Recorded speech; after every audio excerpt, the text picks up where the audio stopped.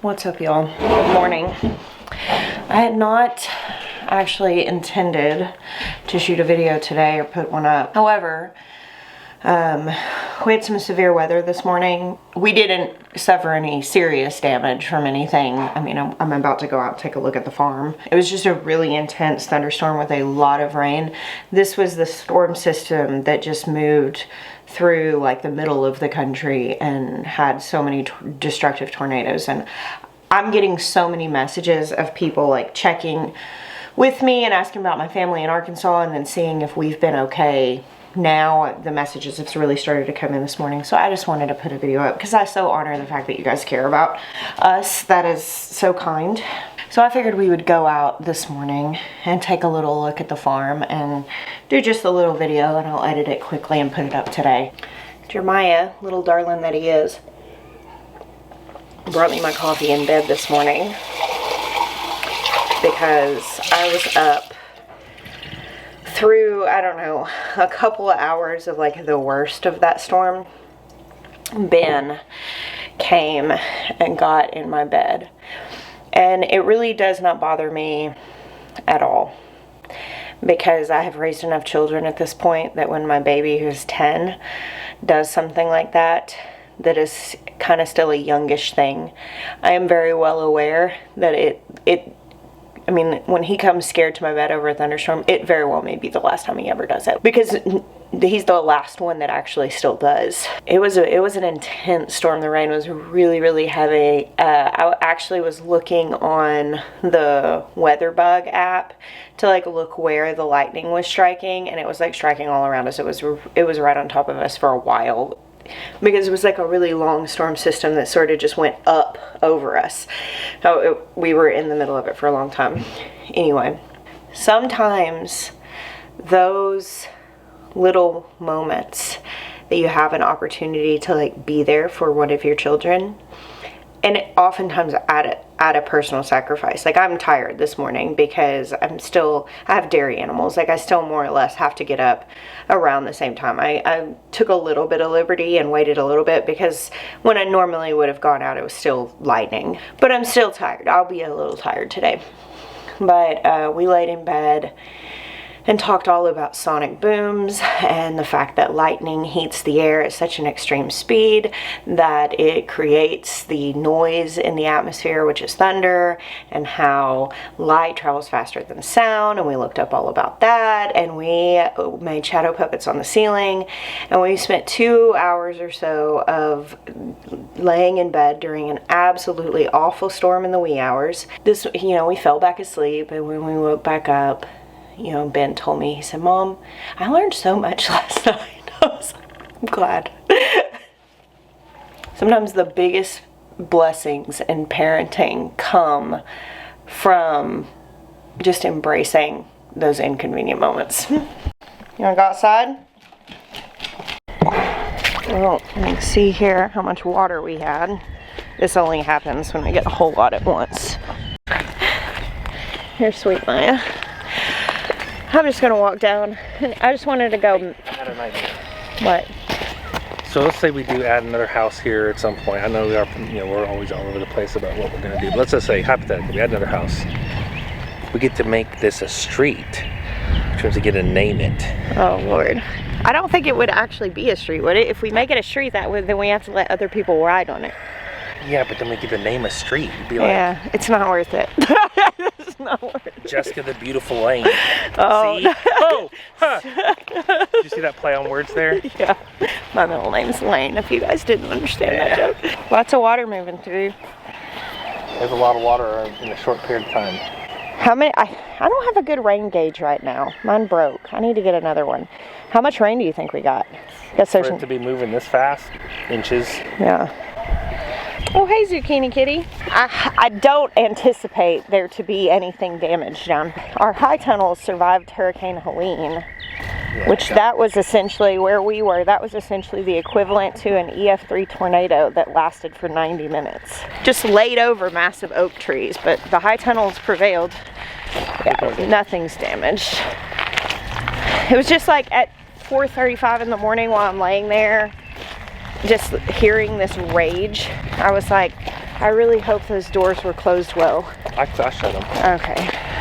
Well, Toby came down. I asked Toby to come down and shut them. And that's why I was thinking, oh man, I really hope, because if those are flapping, then they're gonna break.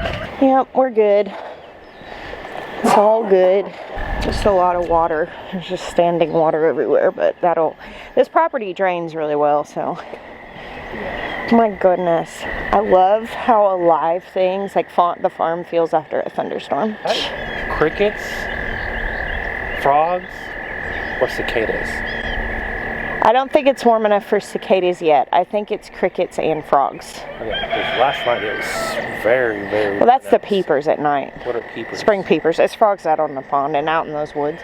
So, I've yet to really get out here and get like a hardcore work day done yet. I've piddled, puttered, pottered. Pooted? No, we don't call it that. I'll do a little bit at a time, but this probably needs like a solid 3 days of whipping this back into shape. Getting all these weeds out. I just didn't want to do it when it wasn't time yet. My little sunflower got blown over. But that's an easy fix. Yeah, no. Hey Maya, all of these green, other than there's like a row of garlic down the middle, but all of these are volunteer sunflowers. Oh wow. I think I may try to dig some of them up and separate them. So what are we doing, like making a sunflower bed? Well, no, I may leave some of them here, but I'm not going to leave all of them here. I mean, they wouldn't do very well that close together. Zucchini, girly. She's being kind of pesky. She just wants everyone to know how great she is.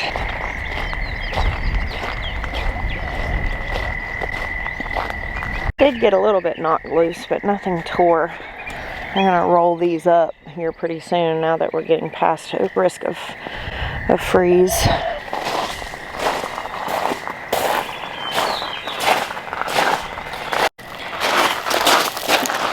Oh, my sweet little carrot babies. I'm so excited for planting and springtime and all that that's going to mean. But there's this really uncomfortable in-between stage, and it lasts as long as you take to complete it, where there's just a lot of work that's not fun to do that needs to be done. You know, like getting all the dead out, bringing in some compost and amending, and you know, go ahead and pulling things that aren't as productive anymore, you know, some of the winter things, and finishing up harvesting. Like, I've got my plan, I've got my seeds started, I'm raring to go on the garden season, but there's no low-hanging fruit of like the fun things to do. It's just, I've been just coming out and a little at a time, getting the not fun stuff done.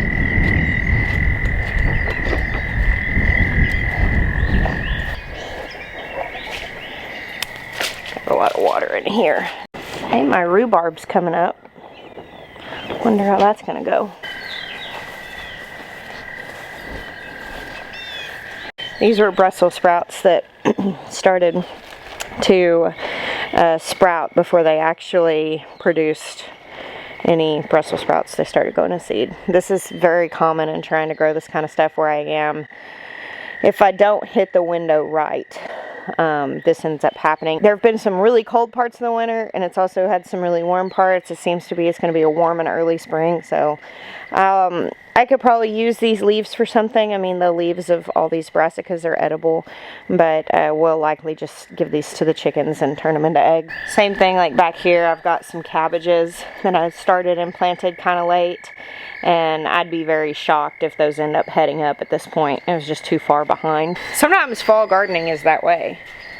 These carrots look good. The thing is it's like such a gamble, because if this had ended up being like a really cool, long, late spring, all of my brassicas would have done wonderfully. But as it is, I didn't end up getting just a whole bunch of heading things, except for the ones I planted really early. And it's fine. Some years are that way. With this being such an early warm spring, and I'm able to get things in early, and likely it won't get like hot super soon, Probably be a good year for cucumbers and things like that. There's always give and take. The strawberries are all starting to put their blossoms on, which is nice. I gotta go milk my goats and feed those baby goats, or else they're gonna be very mad at me. Now the pit swells are working. They're full of water. Hey, Toast. What's up, girlfriend? You? Just got done milking. That was one full udder. Here's nearly a gallon of milk. I didn't completely empty her out. I'm gonna go get Winton and put him on the stanchion so he can eat. It's getting easier with the goats. This last few weeks of kidding with these mamas that are new to me, and dealing with their less than stellar mothering skills has been a lot of work, but we finally kind of fallen into a groove.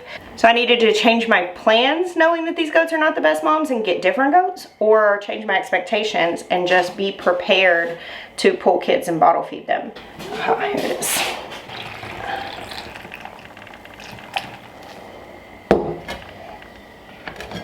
And with everything considered, I've really thought a lot about it this last little bit, and I'm thinking about it purposefully while I'm dealing with the worst part of it, like the extra work and the, stress of having to make sure everybody's thriving and all that stuff.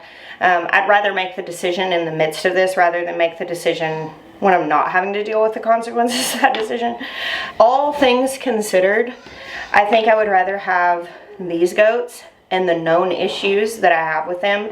The known issues with these goats is the lack of mothering skill, and also because they were barn raised and barn kept, their feet are just not tough. Like, and how wet it gets here, their feet just require a lot more maintenance and us staying on top of them than goats that hadn't been raised literally in a barn most of their life.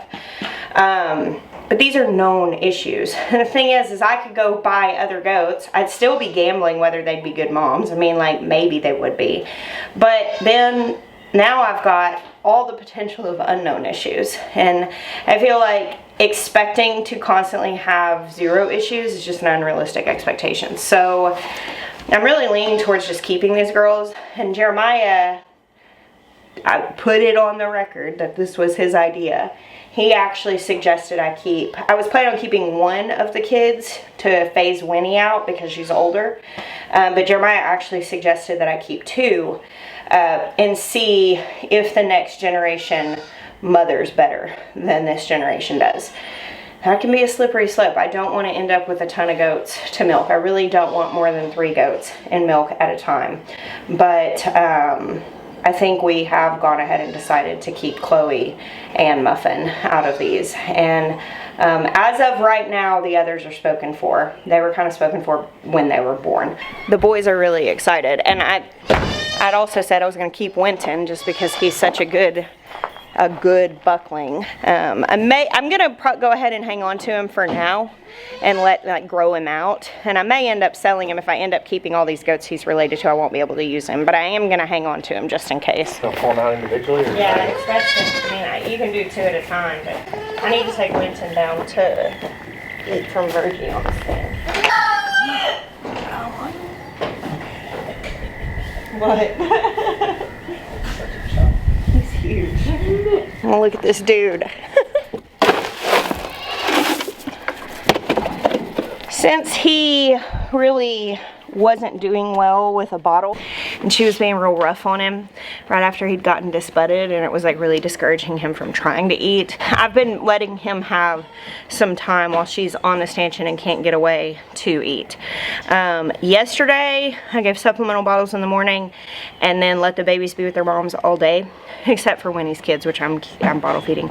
They fed them all day, like completely well. I didn't have anything to milk out last night, so I think we're getting out of the woods, but I'm still letting him eat a little bit in the morning because he's not getting a supplemental bottle since he just chews on it. You know, my friend Morgan was here when all the babies were born, and his goats have Bluey names. They're from the show Bluey, and of course my kids like the show Bluey, and they all wanted to name, Morgan and the kids all wanted to name all the kids names from Bluey, and so that's what all of their names are from. But I probably would have named him something referring to his handsomeness, because he is a big dude that is just really good looking.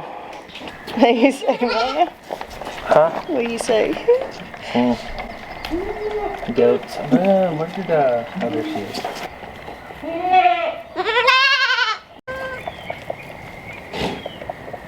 I think she's very pretty. I know she's not like super flashy or anything, but I don't know. She's pretty flashy. yeah. White legs. Yeah, with that real buff color.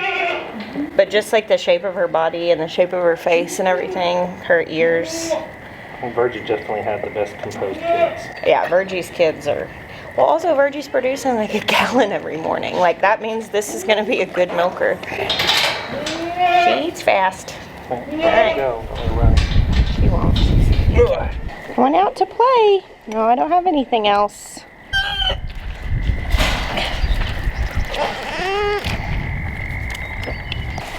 The boys have been coming out here, Maya, and just running as fast as they can around this little area to get the goats to chase them. It's pretty cute. All the steps we take are just squishy. Chloe's following you, Jeremiah. Don't let her get under your feet. Come on, children. Let's go explore. All right, well, we're gonna carry on with our non-video day. I told them this morning I wasn't planning on making a video, but I was having so many people check on us because of the weather that I decided to throw one up. Thank you guys for hanging out with us today. Bye. God bless you. Until next time.